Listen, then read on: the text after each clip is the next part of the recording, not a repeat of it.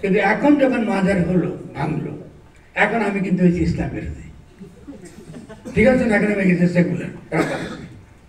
কেন? সেটা যে আপনি যে মাজার যেটা ফৌজদারি অপরাধ, এই মাজার ভাঙার বিরুদ্ধে আমি কোনো সেকুলারদের দেখলাম না। যখন হেফাজতে ইসলাম যখন নামলো, তাদের তো অধিকার আছে নিজের কথা বলার, সভা সমাবেশে তার বিক্ষোভ প্রকাশ করার। একটা বুর্জোয়া ডেমোক্রেটিক রাষ্ট্রের জায়গায় আমি 100 ভাগ তাদেরকে সাপোর্ট করেছি। এর জন্য আমি কোনো লজ্জিত না, এবং আওয়াজ অ্যাবসলিউটলি কারেক্ট যে তার গণতান্ত্রিক অধিকার আছে। ঠিক তেমনি এখন যারা ইসলামের নাম করে মাজার ভাঙতেছে, কেন তারা ভাঙতেছে? যেহেতু ইসরায়েল থেকে শিখছে যে স্মৃতি একটা জনগোষ্ঠীর স্মৃতি, তার যে ইতিহাস, এটাকে ভাঙলেই সে জনগোষ্ঠীকে হত্যা করা যায়।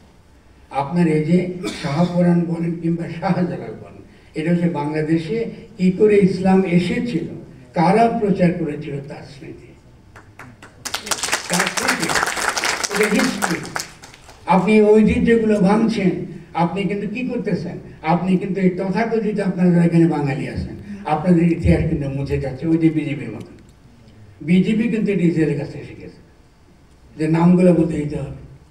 যত মুসলমানদের নাম বদলে যাচ্ছে, এবং বাবরি মসজিদে ভাঙা হয়েছে একই জিনিস।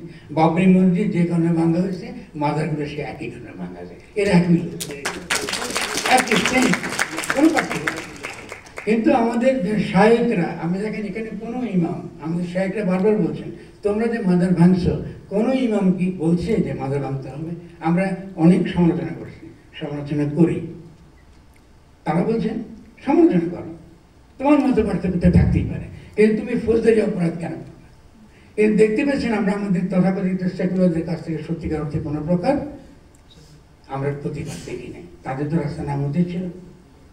এবং তখন এই আমাকে শেষ পর্যন্ত এটা অর্গানাইজ করতে হয়েছে, কারণ এটা হতো ভয়ানক একটা এই পথ।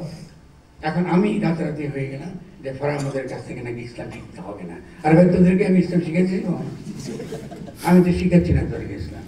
আর বলে ফরাজ হলো মাজারবাদী, উনি এলেন লালনবাদী। তাও আমি লালন তো কোনো ধর্ম দেয়নি। আমরা যে অনেকে আমাদের মধ্যবিত্ত শ্রেণীর মধ্যে ভুল ধারণা আছে, লালন একটা ধর্ম দিচ্ছে, লালন কোনো ধর্ম দেয়নি। আপনি ইসলাম করেন কি, আপনি কোন ধর্ম করেন, লালনে কিছু আসে যায় না, এটা আপনার ব্যাপার, আপনি করেন। তিনি শুধুমাত্র একজন আশিকান শব্দটা, তিনি এমন কিছু দার্শনিক প্রশ্ন তুলেছেন যে দার্শনিক প্রশ্নগুলো আমাদেরকে ভাবায়, এমনকি নতুন রাষ্ট্র চিন্তার ক্ষেত্রেও তিনি আমাদের ভাবায়। যেমন তাঁর, আমি একটু সময় নিই, তাহলে অল্প খেলে ধরে দিই, তাহলে বুঝবেন কী করে আমাদের এখানে আপনার এখানে নাই। প্রথম হলো যে রাষ্ট্রের যে রূপটা আমরা দেখি, কল্পনা করি, এই রূপটা তার ভাষায় সচিদানন্দ রূপ, যিনি পরিচ্ছন্ন সব, চিত্তময়, যার মধ্যে প্রজ্ঞা থাকে এবং আনন্দময়, যার সঙ্গে থাকলে আমি আনন্দ বোধ করি। যখন আপনি বাংলাদেশ বলেন, আপনি মনে একটা আনন্দ বোধ করেন কিনা? ঠিক তেমনি রাষ্ট্র যখন ভাবেন, এটাও তেমনি এটাকে আমরা বলি সচিদানন্দ। এটা যে এই বাংলার একেবারে বাংলা ভাষা থেকে তা আসছে তা না, তার একটা দীর্ঘ ইতিহাস আছে, তার মধ্যে ভিন্নভাবে এটা এসছে। সত্য সকল ভেদ আলমে কয়। আমরা সবাই সত্য নিয়ে তর্ক করি, তুমি সত্য আমি সত্য, এই তর্কটা করি। তিনি বলছেন যে এই তর্কটা অর্থহীন। রাজনৈতিক পরিসরে সত্য নির্ণয়ের জায়গা না, রাজনৈতিক পরিসরটা হচ্ছে গোষ্ঠী নির্মাণের জায়গা।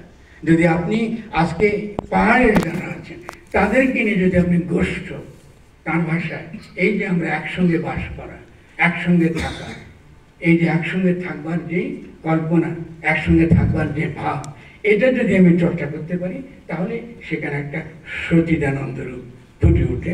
সেটা যদি আমরা ফোটাতে চাই, তাহলে যে সত্য সকল বেদাগমে কয়, সচিদানন্দ রূপে পূর্ণ ব্রহ্ম হয়। তিনি সত্যিকার অর্থে আদির থাকেন, তিনি কিন্তু সচিদানন্দ রূপ। আমি আরেকটা উদাহরণ দিয়ে আপনাকে দিয়ে আশাটা দেখে ছোট্ট যে আমি খুঁজে পাই, সেটা হলো একটা বৈষ্ণবদের সমালোচনা করতে গিয়ে তিনি একটা কথা বলেছিলেন যে এখানে রাষ্ট্র এবং প্রেমের যে পার্থক্য, এটা তিনি ধরিয়ে দিচ্ছেন। কারণ চৈতন্য থেকে লালন পর্যন্ত তারা দাবি করতেন যে প্রেমের ভিত্তিতে, প্রেম বলতে আমরা খালি লাভ বুঝেন না, প্রেম বলতে মানুষের সঙ্গে মানুষের সম্পর্ক বোঝেন। ফলে এই মানুষের সঙ্গে মানুষের সদয়, আন্তরিক, প্রেমমূলক, আশিকানির সম্পর্কের ভিত্তিতে সমাজকে শক্তিশালী করা যায়। সেই জায়গায় তারা বলছেন রাষ্ট্র সেটা পারে না, এবং খালি রাষ্ট্রের ধারণার দ্বারা আপনি সমাজ গঠন করতে পারবেন না। আপনাকে সমাজ গঠিত হয় আগে, রাষ্ট্র গঠিত হয় পরে। তো তার প্রশ্নটা এরকম, যদি তিলার্ধ নাই, এটা কিন্তু একই সঙ্গে বৈষ্ণবদেরকে বলছেন, যদি তিলার্ধ নাই ব্রজ ছাড়া, বৈষ্ণবের বাড়ি সারা দুনিয়া ব্রজধাম, ওখানে শুধু রাধা এবং কৃষ্ণের লীলা চলছে। তা ফকির লালন প্রশ্ন তুলছে, যদি তিলার্ধ নাই, তিল পরিমাণ আধা তীরের মতন জায়গাও খালি নাই, সর্বত্রই যদি লীলা চলছে রাধা কৃষ্ণের, প্রেমের লীলায় চলছে, তাহলে কে তবে মথুরায় রাজা বলে? তার রাজা আসবে করতে, রাষ্ট্র কেন আসবে? প্রেম যদি থাকে রাষ্ট্রের কেন দরকার? যদি আপনি প্রেমের উপর ভিত্তি করার সাথে পাশ্চাত্য দেশ থেকে এসছে, রাষ্ট্র মাত্রই এটা কি, এটা একটা প্যারাসিটিক ইনস্টিটিউশন। সমাজ থেকে উত্থিত হয়ে সমাজের উপর উঠে আপনাকে টুটি টিপে ধরে। তাহলে দেখা যাচ্ছে আমাদের চিন্তার যে ভাষাটা আমি ভুলে গেছি, আমরা যেকে বাঙালি বলি, কিন্তু যে ভাষা আমি জানি না, এই ভাষা সম্পর্কে আমার কোনো ধারণা নেই। শ্রীমতী রাধিকাও কিন্তু বেদের না, উনাকে বেদে বুঝে পাবেন না। আমাদের মহিলারা জানে কিনা আমি জানি না, উপনিষদে পাবেন না। উনি মহাভারত নেই, উনি একমাত্র বাংলায় আছে, অদ্ভুত ব্যাপার। একমাত্র বাংলা, তাকে যেখানে